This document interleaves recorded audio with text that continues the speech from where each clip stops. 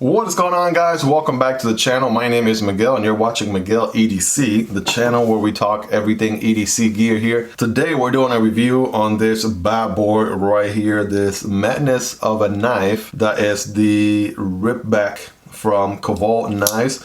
I was just checking out other videos, just trying to see what other YouTubers' impressions of the knife were. And I like how Neve's Knives, Jared, I like how he put it. Like, this knife right here is pretty much the knife you probably would expect Batman to carry or something. Maybe like a throwing knife that he would toss at the enemy or what have you. Like, and I see that 100%. There's something about this design that is so unique, that is so different. It breaks every conventional line of thinking of traditional knives and what have you, and just brings something very refreshing, very different to the table, and I love every single part of that. So yeah, we're gonna get into this knife. We're gonna talk about the good, the bad, the ugly, everything you need to know before making your purchasing decision on this bad boy, or maybe just for fun, right? You just like to learn about knives, and if you're anything like me, I check out tons of knife reviews and content here on YouTube, even if I plan to buy or not to buy, just to be educated, just to be in the know about different knives and different designs and things like that. So again, the Cavol Knives Ripback, I did an unboxing on this bad boy here not that long ago. I received this knife as part of Lefty EDC's knife pass around, so shout out to Kevin, Lefty EDC. Check out his channel. Please do give him a subscribe here. He's an awesome dude. He is part owner of Divo Knives as well. By the way, I just did the review on the Divo Knives NIP, so if you want to check out the review on this bad boy, you certainly can. It will be in the channel, so just check the most recent video. So just type in Divo Knives NIP Miguel EDC, and boom, you're gonna run across that review there. It's an interesting small factor, total opposites of what this knife was. And I actually, believe it or not, was carrying the two at the same time. So this was my secondary small factor. You know, if I needed to take out a knife, not to intimidate anybody, I'll take out the nip. If I need to fight a ninja in the back of the 7-Eleven parking lot, then this is the knife to go to. I'm kidding 100%, but we'll get into this knife, the design, what is, you know, designed for, and all that stuff. So you guys will find affiliate links in the description. I don't believe this guy is being sold anywhere but the Cavol website. Either way, if it becomes available in any other dealers, anything will be linked down below. I'm not affiliated with Cavol Knives as we speak, but maybe in the future I will. You never know. But do check out those affiliate links down below. This knife and any other knife in this video will be linked down there. Whenever you use an affiliate link, it does help out the channel at no extra cost to you. So let's get things started here with a overall measurement on this behemoth of a knife. And if I can find my tape measure, there we go. Here it is. Let's see. Bada bing, bada boom. It's gonna be a long knife, no doubt about that. 8 3/4 inches. 8 3/4 inches, 8.75 total length. Right there, as far as blade, you're dealing with 4-inch blade, and cutting edge actually might be a tad bit more. So the blade overall is like a little bit more, actually about the same. So 4 inches on the blade, 4 inches on the cutting edge as well. The handle is going to be 4.85 4.9 inches. So yeah, it's not going to be a small knife by any stretch of the imagination. So let's do the typical comparisons here. It is going to be larger than the Spyderco PM2. Certainly going to be larger than the Para 3 here, Spyderco Para 3. Absolutely no doubt about that. Let's do some other knives here. The Demko AD 20.5 and the Shark's Foot blade there. What about the Shark Cub? All right, these are, the Shark Cub is another recent knife that I unboxed and been EDCing as well. So there'll be a review video coming up soon for that. Stay tuned. And by the way, this will be a great time to subscribe if you aren't already, because I make knife content like this on a daily basis. So definitely make sure to add yourself to the Miguel EDC fan squad. Bam, bam. That was a little cringy. Hit that notification bell, become part of the notification squad when I upload content. That being said, let's check out a few more. The Rat Model 1, which typically is considered a large knife. Honestly, this guy, just because of how pointy that tip is, it is actually a hair bigger than the Rat Model 1. Obviously, it's going to be bigger than the Rat Model 2. without a shadow of a doubt. Okay, and let's do maybe a Vosteed comparison here, the RSKAOS, which is another one of my large knives. It's actually bigger than the RSKAOS. And what about the Raccoon? Very popular Raccoon that everybody knows and loves. And yes, it's definitely going to be closer to the RSKAOS, if not a little bit bigger, for sure. So yeah, we're dealing with a larger knife indeed here. And what is going on with this knife? Like, as far as materials go, you have titanium going on for the handles, okay, and titanium clip, and the blade is on M390 blade, which is coated. I want to see if I want to say this is DLC, but I could be wrong. Maybe it's just black coated. That being said, the handles, you have this interesting frag pattern going on. So at the beginning, you might think like, hey, that's a nice milling, how this is a flat surface here and how this is like raised frag pattern or what have you. But no. These are actually inlays. Believe it or not, these are inlays, and you can tell they are, whoops. You can tell they are inlays because you could see the inlay screws from the inside, right? You see some screws there from the inside. And honestly, that was very, very interesting and also impressive at the same time.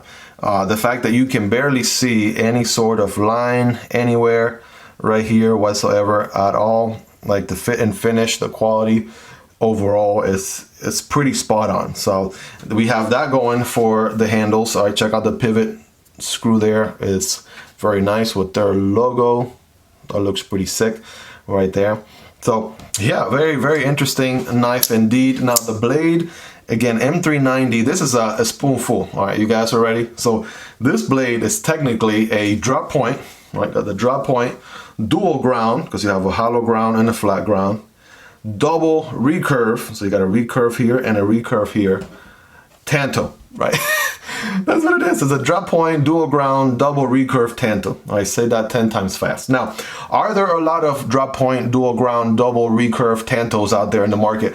Not really, not really. So, you know, when we say we're talking about something unique out here, we really are talking about something unique. So this guy is a Tiguus design, and hopefully I'm pronouncing it right. Tiguass, Tiguus design, and he designs some crazy knives. Most of them are pickle. How about that? Kind of sounds like your secret word, like when you're trying to tell your friends the secret word, pakal. So it is a pakal knife, and yeah, pakal means it's specific grip, right? The pakal style grip right here. So it looks something like this right here. This is the pakal grip, and honestly, it's very, very comfortable once you understand the way you're supposed to grip the knife. Your pinky and ring finger are going to be on this first curve. Your middle and index are going to be right here. Your thumb puts pressure right there, and then you can get some work done with this knife. And yeah, pakal grip style, and also a self-defense knife. We don't really do any self-defense content in this channel. We always go over knives and tools from a utilitarian perspective or tool perspective, or EDC purposes, so not the self-defense, but it was designed with self-defense in mind by the designer, and I'm sure it works pretty good for that purpose. You can see the blade, it's actually very, very pointy. This is a very pokey blade right here, right? Nick Chauvat style.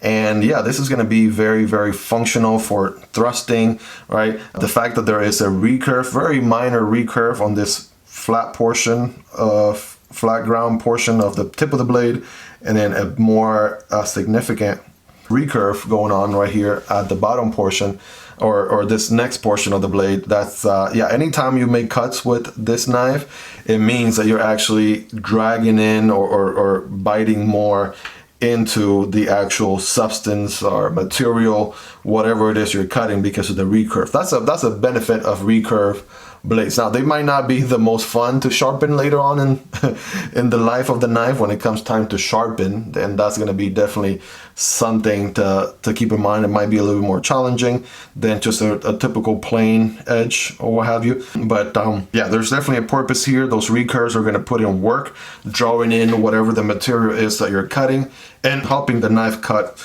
even better. So it is already sharp. We'll be doing a cardboard test and a paper cutting test later on in the video.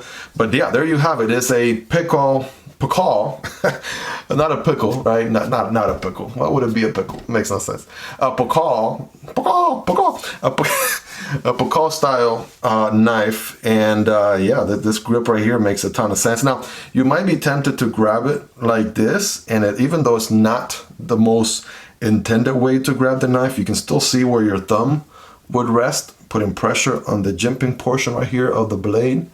Check that out. So you press your thumb there, and then this other curve right here kind of works with your, you know, meaty portion of your thumb or palm right there. You know, your chicken drumsticks, if you will. Boom, right there.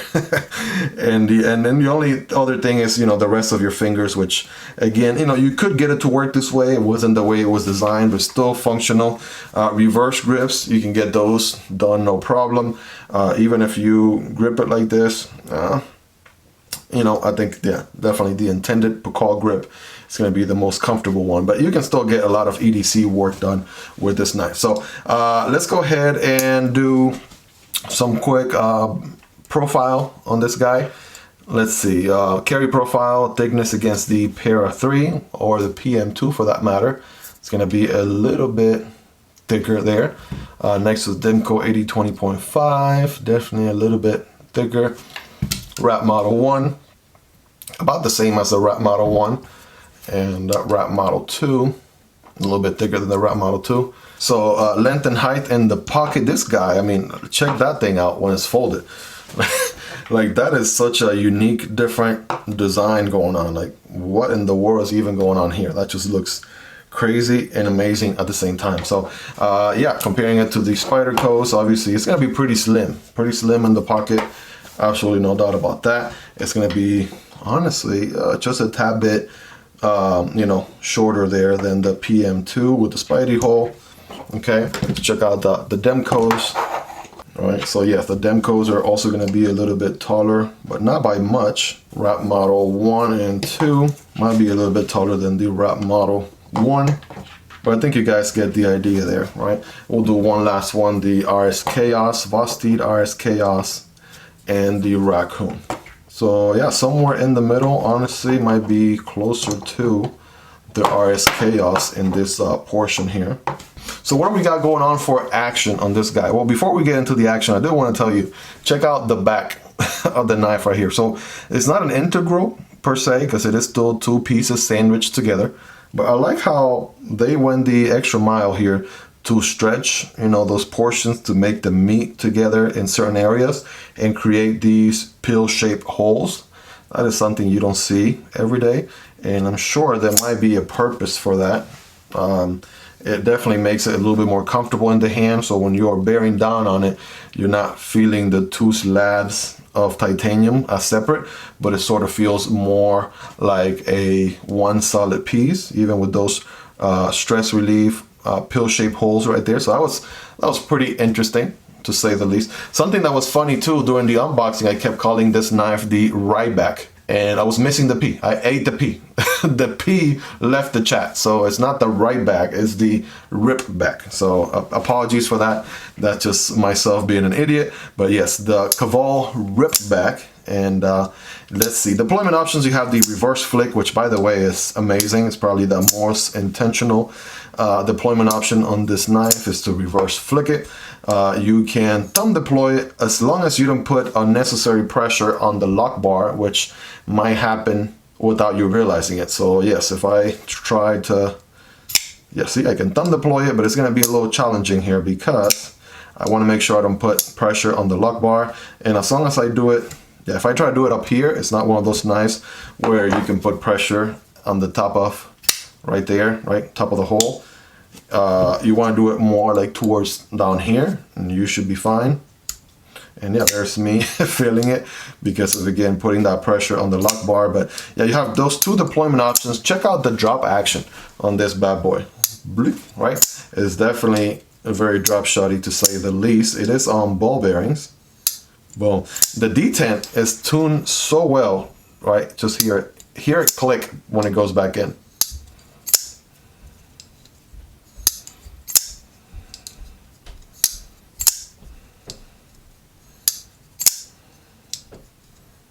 Now, are there any other type of deployment going on? Yeah, it is not a front flipper in any way. The blade is nice and long, so you need plenty of leverage in order to be able to open it. Honestly, that reverse flick way down here is going to be probably your best bet. The thumb deployment with a certain level of success. And I mean, you want to do the Spidey drop, right? You could probably do that all day, every day. That looks pretty sick as well. Doing it like that. And then immediately switching to the Cavol grip, okay? All right, so those are your deployment options right there. It is a liner lock, and this guy has, I want to say, is there a stainless steel insert? I don't see a screw on this side, so I'm not entirely sure whether or not, oh yes, it is. Yeah, I can see it. It is actually recessed from the inside in. The screw is inside instead of outside, which honestly keeps the design nice and clean on the outside. So that was well thought out. And there is no, well, actually very minimal milling going on here towards the back, a little bit here on this side only. This other side has the titanium frag inlays. So not a ton of milling going on that side. So let's do a quick weight on this bad boy then. Let's see. It doesn't feel heavy for as big of a knife, as large of a knife as this is. So let's see. It comes in at, let's do a quick comparison. The RSKAOS comes in at 5.5. And so this bad boy here, the Ripback, comes in at 4.6. So honestly, not really all that heavy for as big and functional of a knife as you're getting right there with this very interesting design, to say the least. So it's been, you know, I've been seeing a trend here. A lot of YouTubers and other knife reviewers, they say that this knife honestly feels a lot like a collector's piece because of how unique, how different it is. The fact that there's not really a lot like this knife out there in the market right now. And it comes with a significant price. We're going to talk about price here in just a moment. But I can see the whole collector piece. I can see this one being a conversation starter between knife enthusiasts and non-knife enthusiasts alike. But hey, have you seen this knife? Well, let me tell you all about it, because yeah, everybody that looks at this will be like, what, that's a knife? Wait a second. And yeah, it definitely you know, gives you those vibes. It also gives me like Gil Bradley, Spyderco Gil Bradley designs. I know Serge Panchenko also makes a similar knife where the actual cutting edge is somewhere aligned with the bottom of the handle or higher than the handle. But that being said, let's do a quick blade stock thickness here on this bad boy. Let me get my calipers here. Let's see. The thickest portion on this blade is going to be 0.16. So yeah, it is going to be a little bit thicker than, say, something like the Divo Knives NIP, right, which is 0.12. So you have a good significant amount of edge in the thick portion, but you do have a hollow grind here that drops very, very thin very quickly. This flat grind portion also gives nice and good solid structure to the front. Remember, this is a knife that is meant for penetration, right? For cutting. Those recurves help with penetration and, you know, the cutting performance. As far as the handle, though, let's see, if I measure the portion with the raised frag patterns right there, it's going to be 0.52, so just about a hair more than half an inch as far as the thickness goes. Right there. Let's get out my tools to do a quick hardware check. As usual, my tools are highly recommendable. They're linked down below. Those links do help out the channel at no extra cost to you. They're part of the Strabito tool set. And looking at this guy, I want to say, what do we have? It looks like T8 all around. So as crazy as this sounds, there are not really a ton of body screws going on. It's interesting. I feel like this design back here really helps it a lot. So only one body screw here, which also holds the pocket clip in place, because I don't see any sort of screw on this side for the pocket clip. So that's very interesting. And so yeah, one body screw and then one screw in the pivot. And those are your two screws right there. That's all you have. Now, I do know there are some other screws inside of the scales, right? The ones holding the frag titanium inlays, the one for the lock bar insert right there, but those are from the inside. So outside, we have T8 all around, and that of course is expected for a premium knife of this caliber. So T8 right there, T8 right there in the pivot. Boom.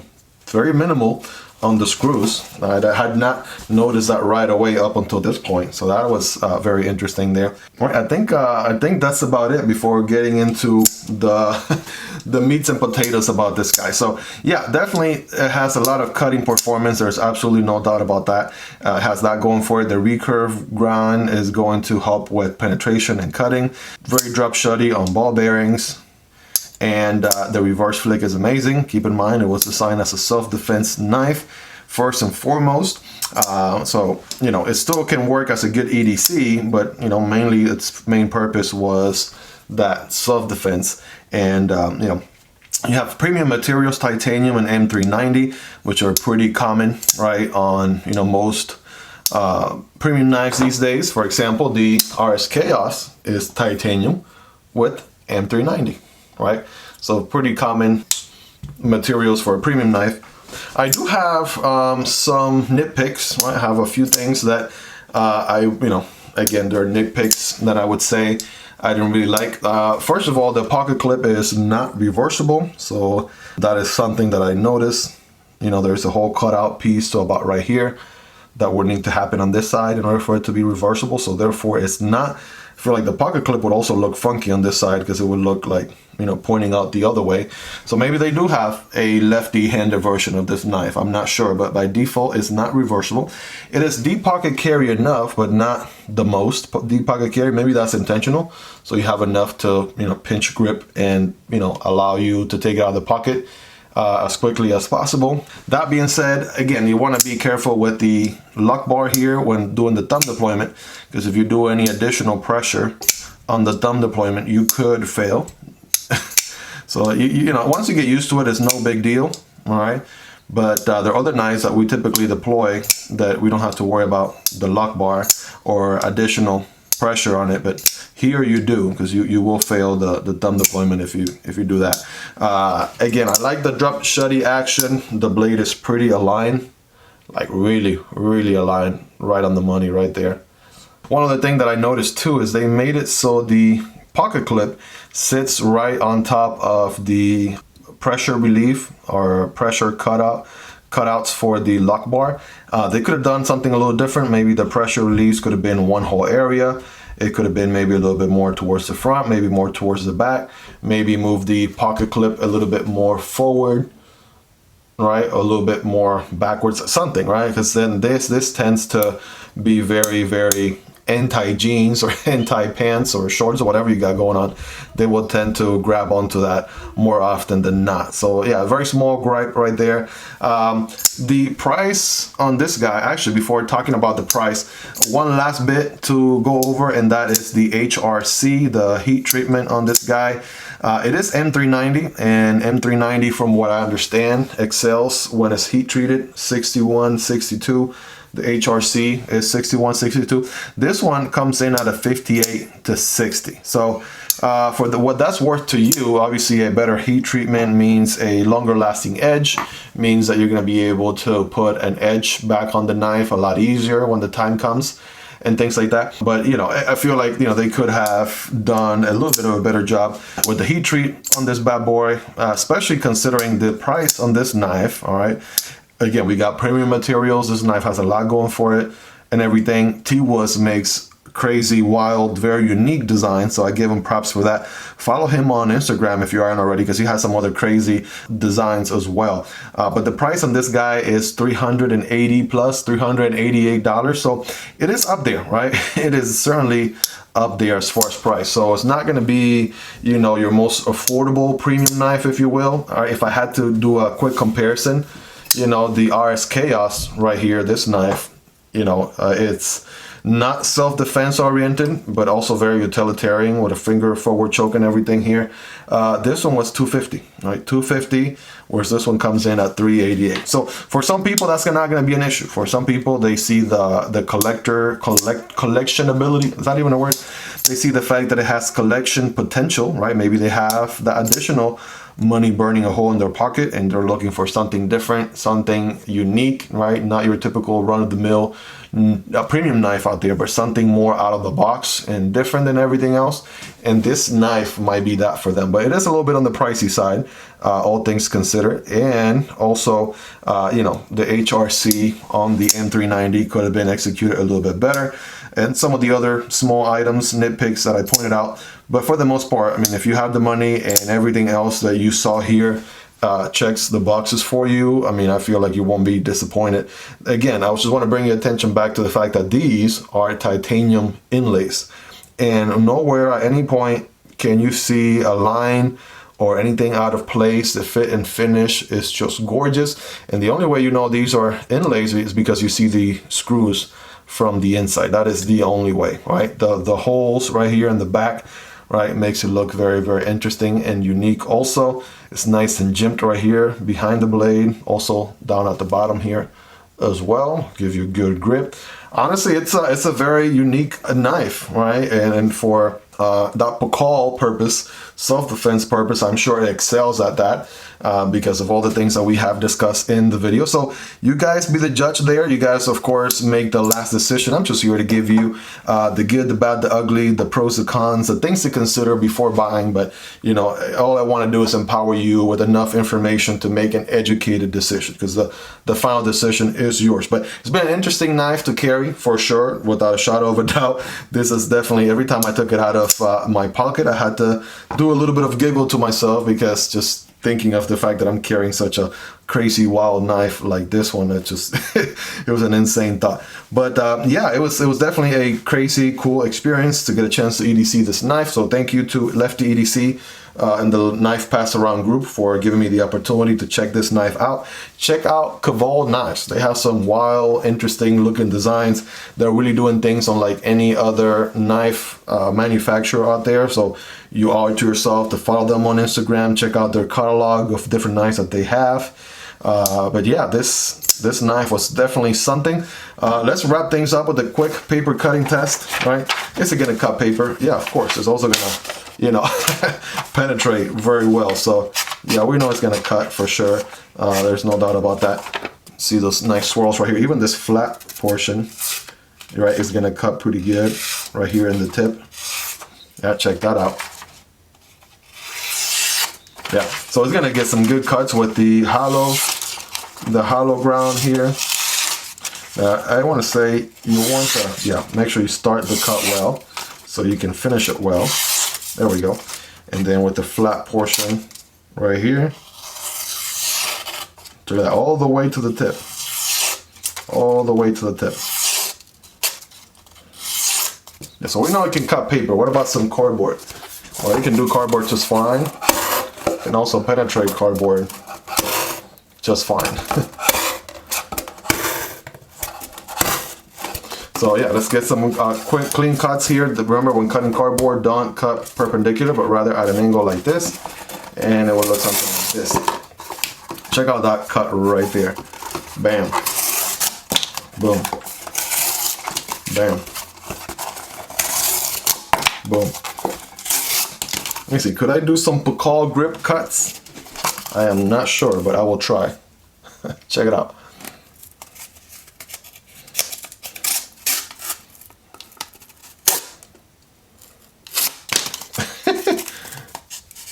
Oh, I see initial cut that does it. And yeah, once it's in, that recurve is going to put in work. I was doing it slowly so you guys could see it. It was not like there was resistance on the cardboard or anything. I was just trying to go at it slow so you guys could get an idea there. But yeah, it's gonna get some work done without a doubt. And that blade is just very, very pokey, you guys. Super pokey. Once it has penetrated this recurve right here, even though it is a smaller recurve, still gonna want to penetrate even more. And I'm telling you, like, this knife is something for sure. Well, there you have it. That is the Cavol Knives Ripback, a T-Woods design premium knife, premium folder, the Batman knife, according to Jared from Neves Knives. You guys let me know if I missed anything, right? Tell me if there was anything specific that you wanted to know about this knife. What questions do you have? We'll be hanging out down in the comments, so feel free to ask me anything you want down there. I'll be sure to get back to you as soon as possible. Guys, this has been a crazy experience with this knife, to say the least. So there you have it. If you made it to this point in the video, guys, go ahead and smash that like button because it helps the channel grow. Also subscribe so you don't miss out on knife content like this on a daily basis. If you want to support the channel a step further, check out the Patreon link down below, where you can support the channel for as little as $1 a month. Chances are, by the time you get to this point in the video, the review for the Demko AD 20.5 Shark Cub will be available. So if you want to check out that one next, you sure can. I'll put a card right here. Guys, thank you for hanging out with me until the very end. You guys are the real MVPs. Have a wonderful rest of your day, and I'll see you on the next one. Peace.